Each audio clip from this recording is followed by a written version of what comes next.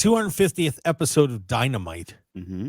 gets highlighted with, well, I should kick things off and just kind of went from there, but a 59-minute, 58-second match for the AEW International Championship between Maxwell Jacob Friedman and Will Ospreay.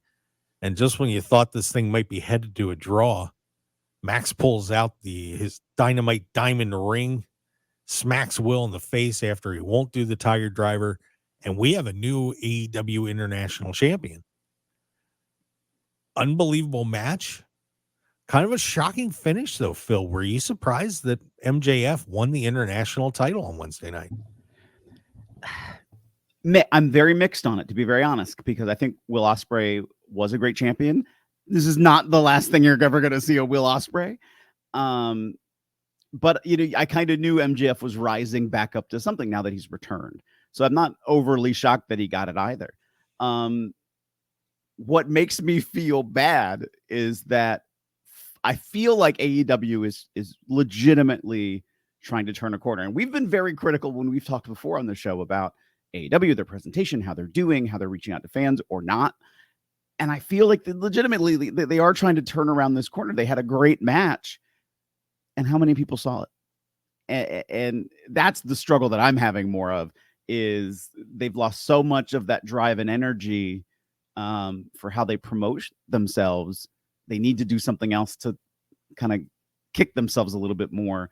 Putting it back on MJF, people are excited and like MJF. I'm not saying they don't like Will Ospreay, but MJF, they've built into a name. So MJF is more synonymous with AEW than Will Ospreay is.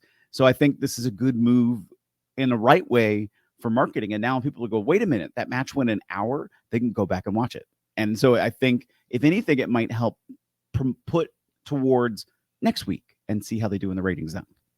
Yeah, and they did draw a pretty good number. They had their best viewership for about 3 months now. The viewership went up to just about 800,000, had a 0.27 in the key demo. So, got a nice jump out of it.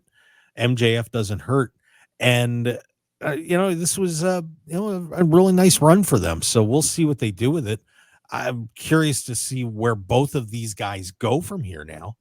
MJF, you kind of more synonymous with the world championship, but, looking forward to probably him and Daniel Garcia. But still, you wonder, do you want to keep this feud going and somehow work Daniel Garcia into it? Is Ospreay going to find his way back to the world championship picture for All In? Pretty fascinating situation of where the booking is going to go for these two guys. Yeah. I mean, I feel like you have to have Will Ospreay for All In. So I don't think, again, he's not going anywhere. But I'm really curious as to what they're going to do next. Yeah, and I do agree that AEW is turning a corner, and now with the roster just about back to health, and boy, it's just a shame that Adam Copeland's hurt going into All In. Because really that would have been kind of the last key in the puzzle, to the puzzle here on the men's side.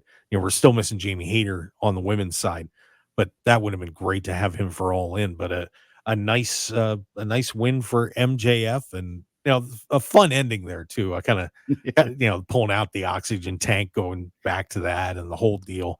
That guy is just unbelievable to watch.